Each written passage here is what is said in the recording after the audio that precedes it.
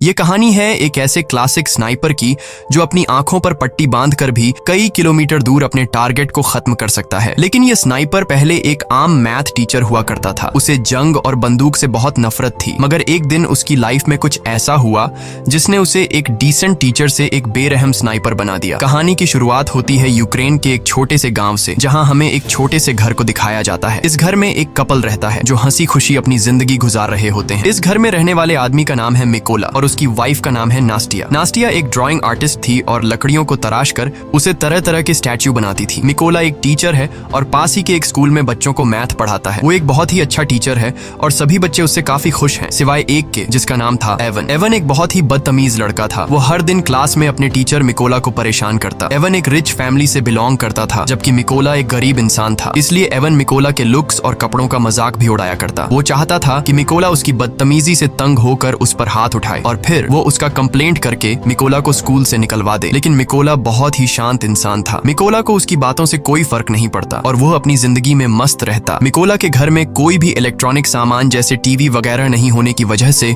उसे दुनिया की खबर नहीं मिल पाती थी। एक दिन जब मिकोला अपने स्कूल में था, तब उसने टीवी पर एक खबर सुनी कि रशिया ने यूक्रेन पर हमला कर दिया है, जिसमें बहुत से सोल्जर्स मारे गए हैं और रशिया ने यूक्रेन की बहुत सी जगहों पर कब्जा कर लिया है। शाम को जब मिकोला अपने घर आया तो उसे यह बात पता लगी कि उसकी वाइफ प्रेग्नेंट है। ये जानकर उसे बहुत खुशी हुई क्योंकि अब मिकोला फादर बनने वाला था। इन दोनों ने मिलकर इस खुशी को सेलिब्रेट किया। अगले दिन मिकोला अपनी वाइफ को बाय बोलकर स्कूल की तरफ बच्चों को पढ़ाने के लिए अपनी साइकिल पर निकल पड़ा। लेकिन जब वो रास्ते में था तब उसने दो सोल्जर्स को देखा जो सिगरेट जलाकर एक अलग सी वर्दी पहनकर खड़े थे। वो वर्दी किसी यूक्रेनियन सोल्जर्स की बिल्कुल भी नहीं थी, जिससे देखकर उसे कुछ अजीब लगा। लेकिन मिकोला ने सोचा कि शायद सरकार ने सोल्जर्स की वर्दी को चेंज कर दी हो, इसीलिए मिकोला ने उस पर ज्यादा ध्यान नहीं दिया और जल्दी से अपने स्कूल पहुंचा। लेकिन जब वो स्कूल के अंदर आया तो उसने देखा कि पूरा का पूरा स्कूल खाली पड़ा है। कोई एक बच्चा भी स्कूल में नहीं आया। ये देखकर उसे गड़बड़ महसूस हुई। तभी उसने टीवी पर न्यूज देखा जिसमें बताया जा रहा था कि रशिया के सोल्जर्स यूक्रेन पर कब्जा करने के लिए यूक्रेन में घुस चुके हैं। और अब उसे एहसास हुआ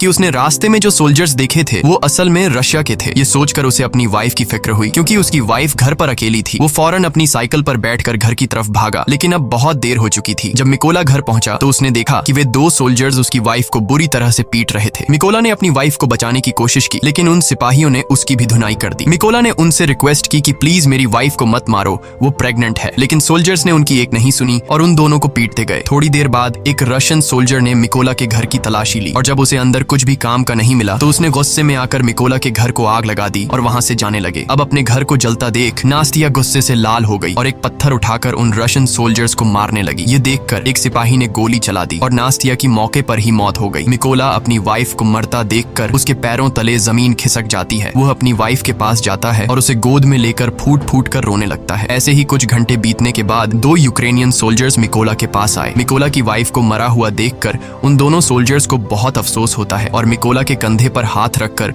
उसे हिम्मत न हारने को कहते हैं। उसके बाद उन दो सोल्जर्स ने मिकोला की वाइफ के लिए कब्र खोदना शुरू किया और एक कब्र खोदकर मिकोला से कहते हैं कि तुम यहाँ पर अपनी वाइफ को दफना दो। अपनी वाइफ की मौत के बाद मिकोला पूरी तरह से टूट चुका था। अब वो बिल्कुल अकेला रह चुका था। उन रशियन सोल्जर्स ने न सिर्फ उसकी वाइफ को मार डाला बल्कि मिकोला के आने वाले बच्चे और उसके घर को भी जला दिया। इसलिए अब वो बदले की आग में जल रहा था और उसे हर हाल में उस रशियन सोल्जर को मारना था जिसने उसकी बीवी पर गोली चलाई थी। उस सोल्जर से बदला लेने का एक ही रास्ता था कि वह यूक्रेनियन सोल्जर्स में शामिल हो जाए। इसीलिए वह यहीं पर उन दो सोल्जर से रिक्वेस्ट करता है कि प्लीज मुझे भी अपने साथ ले चलो, मैं भी यूक्रेन आर्मी में शामिल होना चाहता हूँ। इसके बाद वे दोनों सोल्जर्स मिकोला की बात मान लेते हैं और उसे गाड़ी में बैठाकर मिलिट्री बेस ले जाते हैं। जाने से पहले मिकोला अपनी वाइफ के हाथों का बनाया हुआ छोटे से स्टैच्यू को अपने पास रख लेता है जो उसकी वाइफ ने इसकी रक्षा के लिए बनाया था। जब ये लोग मिलिट्री बेस पहुंचते हैं तो वहां उनका सीनियर मिकोला को देखकर उन दो सोल्जर्स पर गुस्सा करने लगता है और मिकोला को फौज में भर्ती करने से मना कर देता है, क्योंकि उनके सीनियर को मिकोला पर शक होने लगता है कि कहीं मिकोला कोई जासूस ना हो। जब सीनियर ने उन दो सोल्जर्स से अच्छी तरह मिकोला के बारे में जानकारी हासिल की और मिकोला ने भी उसे पूरी बात बताई कि किस तरह से रशियन सोल्जर्स ने मेरी वाइफ को बेरहमी से मार दिया और मेरे घर को जला दिया, इसलिए अब मेरे पास जीने की कोई वजह नहीं है। और उसने उस सीनियर को यकीन दिलाया कि वो रशियन सोल्जर को मारकर इस देश को आजाद करना चाहता है। ये सुनकर वह सीनियर मिकोला को यूक्रेनियन आर्मी में भर्ती करने के लिए राजी हो जाता है और अगले दिन से ही उसकी ट्रेनिंग शुरू हो गई। अब चूंकि मिकोला एक आम इंसान था, इसलिए उसे ट्रेनिंग के दौरान काफी मुश्किल हो रही थी। उसने अपनी पूरी जिंदगी मैथ का सब्जेक्ट पढ़ाया था और बंदूकों के बारे में उसे कोई भी जानकारी नहीं थी। जब सभी फौजी बंदूकों को असेंबल कर रहे थे तो उनके मुकाबले में मिकोला काफी स्लो था और वह सबसे आखिर में बंदूक को असेंबल करता है। ये देखकर उस ऑफिसर को लगता है कि मिकोला कभी भी एक अच्छा सोल्जर नहीं बन पाएगा, लेकिन उसने भी हार नहीं मानी और अपनी ट्रेनिंग पर फोकस रखा। एक रात ट्रेनिंग के दौरान मिकोला अपने सीनियर से कहता है कि वह उसे उसके नाम से न बुलाए क्योंकि उसका कोड नेम रेवन है। ये सुनकर सभी उस पर हंसने लगे और सीनियर ने उसे बताया कि कोड नेम इतनी आसानी से नहीं मिलता, उसके लिए सोल्जर को देश के लिए कोई बड़ा कारनामा करना पड़ता है। मिकोला ने इन बातों को नेगेटिव नहीं लिया और वह और ज्यादा मेहनत करने लगा। रात को जब सभी सिपाही सो रहे होते थे तो तब भी मिकोला चीजों को सीखने की प्रैक्टिस करता। एक दिन सीनियर सभी सोल्जर्स को बताता है कि हमारे पास स्नाइपर्स की कमी है और हमें इस नंबर को बढ़ाना होगा ताकि हम रशियंस का मुकाबला कर सकें। यहाँ सीनियर सभी से पूछता है कि तुम में से कितने लोग स्नाइपर बनना चाहते हो। ये सुनकर कुछ लोग खड़े होते हैं और उन लोगों के बीच मिकोला भी होता है क्योंकि वह भी एक स्नाइपर बनना चाहता था। मिकोला को देखकर सभी सोल्जर्स हंसने लगे। मिकोला को देखकर उसका सीनियर उससे कहता है कि तुम अभी एक स्नाइपर बनने के लिए तैयार नहीं हो, तुम तो एक गन को असेंबल और डीअसेंबल भी अच्छी तरह से नहीं कर पाते, तो स्नाइपर बनना तो दूर की बात है। इस पर मिकोला कहता है कि मैं एक अच्छा स्नाइपर बन सकता हूँ, मुझे खुद को साबित करने के लिए सिर्फ एक मौका चाहिए। ये सुनकर सीनियर मिकोला से कहता है कि ठीक है, ये लो, तुम्हें इस बंदूक को सिर्फ 20 सेकंड के अंदर असेंबल करना होगा। अब खुद को साबित करने के लिए मिकोला अपनी आंखों पर पट्टी बांध लेता है और फटाफट से गन को खोलकर उसे दोबारा से जोड़ देता है और इस काम को करने में उसे सिर्फ 18 सेकंड लगे। मिकोला की फुर्ती को देखकर सभी हैरान रह जाते हैं। जो लोग पहले उस पर हंस रहे थे अब वे मिकोला के लिए तालियां बजाने लगे। वह सीनियर भी मिकोला से इंप्रेस हुआ और अब उसकी काबिलियत को देखकर उसे भी स्नाइपर ट्रेनिंग में शामिल कर लिया जाता है। ट्रेनिंग के दौरान मिकोला को एक पुराने मॉडल की गन पकड़ा दी जाती है जबकि बाकी लोगों को नए मॉडर्न वेपन्स दिए जाते हैं। ये देखकर मिकोला भी मॉडर्न वेपन्स की डिमांड करता है, जिस पर वहाँ का सीनियर उसे कहता है कि अगर तुम्हें वह गन चाहिए तो तुम्हें खुद को साबित करना होगा। अब मिकोला के पास कोई और ऑप्शन नहीं था, इसलिए उसे जो मिला वह लेकर वहाँ से निकल गया। ट्रेनिंग के दौरान सीनियर सबको बताता है कि एक स्नाइपर के सामने चाहे कोई भी सिचुएशन क्यों ना आ जाए, लेकिन वो अपनी जगह से 1 इंच भी नहीं हिलता और अपने टारगेट पर निशाना बनाकर रखता है। इसकी प्रैक्टिस के लिए सीनियर सभी के पास गोलियां चलाता है और जो भी स्नाइपर अपनी पोजीशन से हिलता है उसे इस ट्रेनिंग से बाहर कर दिया जाता है। लेकिन जब मिकोला की बारी आती है तो वो अपनी जगह से जरा भी नहीं हिलता और अपना निशाना बनाकर रखता है और इस तरह से मिकोला इस ट्रेनिंग में पास हो जाता है। अगली ट्रेनिंग में स्नाइपर को उनका टारगेट सिर्फ एक बार दिखाया जाता है और फिर उनकी आंखों को ब्लैक बोर्ड से ढक दिया जाता है। इस दौरान उन्हें अंदाजा लगाकर अपने टारगेट को शूट करना होता है। बाकी सोल्जर्स में से कुछ सोल्जर इस टेस्ट को पास कर लेते हैं, लेकिन जब मिकोला की बारी आती है तो उसका निशाना थोड़ा सा चूक जाता है और मिकोला इस टेस्ट में फेल हो जाता है क्योंकि उसके पास जो बंदूक थी वह काफी पुरानी थी और उससे बिल्कुल परफेक्ट निशाना लगाना बहुत मुश्किल था। मगर सबको पता था कि अगर मिकोला को नई बंदूक दी जाती तो वह निशाना बिल्कुल परफेक्ट लगा लेता। अगली ट्रेनिंग उन स्नाइपर्स के लिए और मुश्किल थी क्योंकि उन्हें फ्लेयर की रोशनी में अपने टारगेट को शूट करना था और वह भी रात के अंधेरे में। यहाँ सीनियर ने फ्लेयर छोड़ी और सभी ने अपना निशाना लगाया, लेकिन कोई भी टारगेट को हिट नहीं कर सका। बाकी सबने तो गोली चला दी थी। अब यहाँ सिर्फ मिकोला ने गोली नहीं चलाई।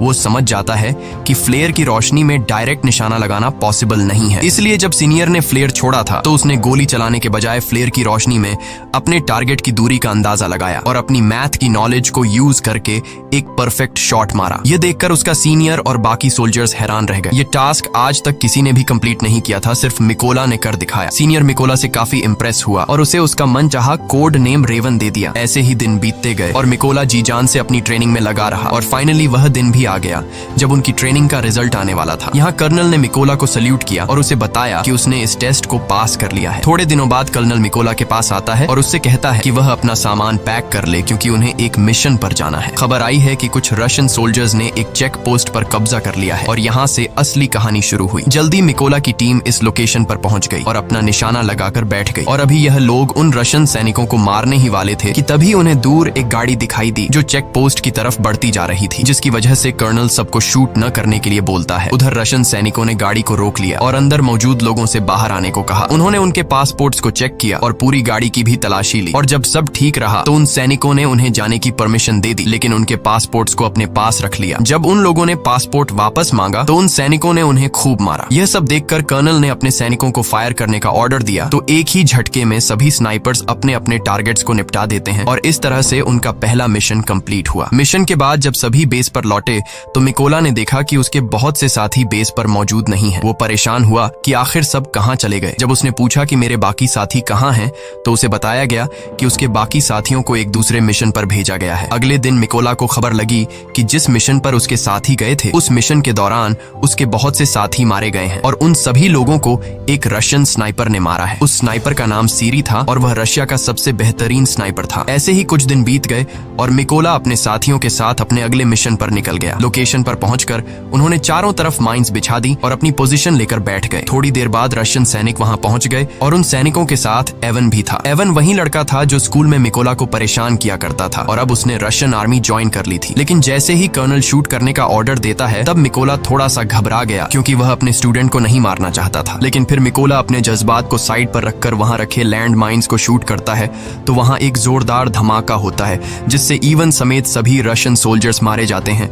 सब कुछ कंट्रोल होने के बाद कर्नल गुस्से में मिकोला से पूछता है कि जब मैंने शूट करने का ऑर्डर दिया तो तुम क्या सोच रहे थे, जिस पर मिकोला जवाब देता है कि उन रशियन सोल्जर्स में मेरा एक स्टूडेंट भी था, मैं उसे नहीं मारना चाहता था। यहाँ कर्नल ने मिकोला को समझाया कि उसे इवन की मौत का जरा भी दुख नहीं होना चाहिए क्योंकि यहाँ वो तुम्हारा स्टूडेंट नहीं बल्कि तुम्हारा दुश्मन था और रशियन आर्मी को ज्वाइन करना इवन का अपना फैसला था, इसलिए तुम्हें उसके लिए बुरा मानने की जरूरत नहीं। मिशन पूरा करके ये सभी अपने बेस कैंप पर लौट आए। कर्नल को मिकोला पर पूरा भरोसा था, वो अपना ज्यादातर वक्त मिकोला के साथ बिताता था। यहाँ कर्नल ने मिकोला को अपनी फैमिली फोटो दिखाई और उससे बताया कि उसकी फैमिली में 3 लोग हैं। उसकी दोनों बेटियां इस बात से अनजान हैं कि उनके पिता एक सोल्जर हैं। मैंने उन्हें बताया है कि मैं बिजनेस करता हूँ और मेरी वाइफ ने भी आज तक मेरे बारे में बच्चों को नहीं बताया कि मैं एक सोल्जर हूँ। यहाँ मिकोला ने भी कर्नल को अपनी पूरी कहानी बताई कि किस बेदर्दी से रशियन सैनिकों ने उसकी वाइफ को मार डाला। इस दौरान मिकोला काफी इमोशनल भी हो गया लेकिन कर्नल ने उसे संभाल लिया। अगली सुबह ये सभी अपने अगले मिशन पर निकल गए। ये मिशन काफी इंपॉर्टेंट था क्योंकि उन्हें खबर मिली थी कि रशियन सोल्जर्स का एक ग्रुप उस रास्ते से गुजरने वाला है। कर्नल और मिकोला जल्दी से लोकेशन पर पहुंचे और अपनी पोजीशन लेकर बैठ गए। थोड़ी देर बाद उन्हें 2 रशियन सैनिक दिखे जो अपनी बाकी की टीम का इंतजार कर रहे थे। यहाँ मिकोला ये नोटिस करता है कि उनमें से एक सैनिक वो है जिसने उसकी वाइफ को गोली मारी थी और वो मिकोला के ठीक निशाने पर था। यहाँ मिकोला ने गोली चलाने की परमिशन मांगी पर कर्नल ने ऐसा करने से मना कर दिया। अब मिकोला गुस्से से लाल हो रहा था क्योंकि सामने खड़े सोल्जर ने उसकी वाइफ को मारा था और उसने आर्मी को ज्वाइन भी इसलिए किया था ताकि वो अपनी वाइफ का बदला ले सके। इसलिए उसने दोबारा से फायर करने की परमिशन मांगी पर एक बार फिर कर्नल ने ऐसा करने से मना कर दिया। लेकिन अब मिकोला अपने जज्बात पर काबू नहीं रख पाया और उसने गोली चला दी। गोली लगने से उस सोल्जर की तुरंत मौत हो गई। लेकिन बुरी बात ये थी कि रशियन सोल्जर्स को उनकी लोकेशन का पता चल गया। कर्नल मिकोला से कहता है ये तुमने क्या कर दिया। लेकिन सबसे बुरी बात ये थी कि रशिया का सबसे खतरनाक स्नाइपर जिसका नाम सीरी था वो भी अपनी पोजीशन लेकर बैठा हुआ था और अब उसे भी उनकी लोकेशन का पता लग गया था। कर्नल भी ये बात जानता था कि सीरी पास ही है, इसलिए वो सीरी की तलाश करने लगा। लेकिन इससे पहले कि वो उसकी लोकेशन को जानता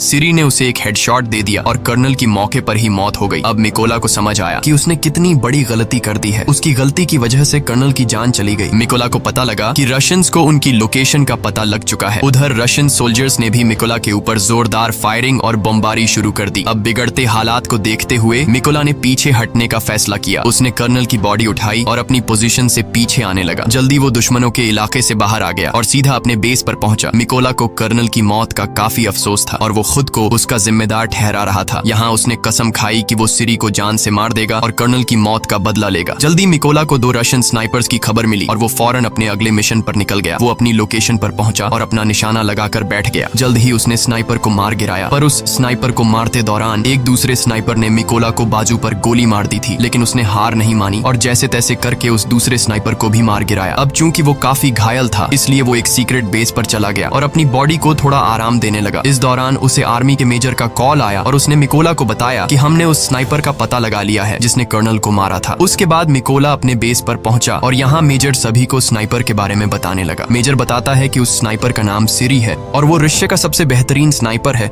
उसका निशाना आज तक गलत नहीं लगा। सीरी ने यूक्रेन के 6 सबसे काबिल स्नाइपर्स को मार गिराया है, इसलिए हमें उसे हल्के में नहीं लेना चाहिए। मेजर बताते हैं कि सीरी पहले यूक्रेन के सोल्जर्स को मारता है और फिर उसकी वीडियो बनाकर सोशल मीडिया पर अपलोड करता है ताकि यूक्रेनी सोल्जर हार मान ले। वो बताता है कि सीरी एक ऐसा स्नाइपर है जो आम तौर पर अपनी पोजीशन को चेंज नहीं करता और एक खास लोकेशन पर बैठकर अपने दुश्मनों का शिकार करता है। अब ये सभी लोग एक प्लान बनाते हैं कि वो सीरी की लोकेशन पर 2 टीम बनाकर जाएंगे। प्लान के मुताबिक उनकी पहली टीम रशियन सैनिकों पर सामने से अटैक करेगी और जब वो इस अटैक में बिजी होंगे तो उनकी दूसरी टीम उन लोगों पर पीछे से हमला करेगी। इस मौके का फायदा उठाकर मिकोला बिल्डिंग के अंदर जाएगा और सीरी को मार देगा। पूरी प्लानिंग हो जाने के बाद ये सभी उस लोकेशन की तरफ निकल गए। लोकेशन पर पहुंचकर सभी स्नाइपर्स ने अपनी पोजीशन ले ली और अपना निशाना लगाकर बैठ गए। उधर मिकोला भी चुपके से बिल्डिंग में एंटर हुआ जहां उसे 2 रशियन रशियन सोल्जर्स दिखे जो अपने बातचीत में मसरूफ थे। मिकोला ने बिना देर किए उन दोनों को मार डाला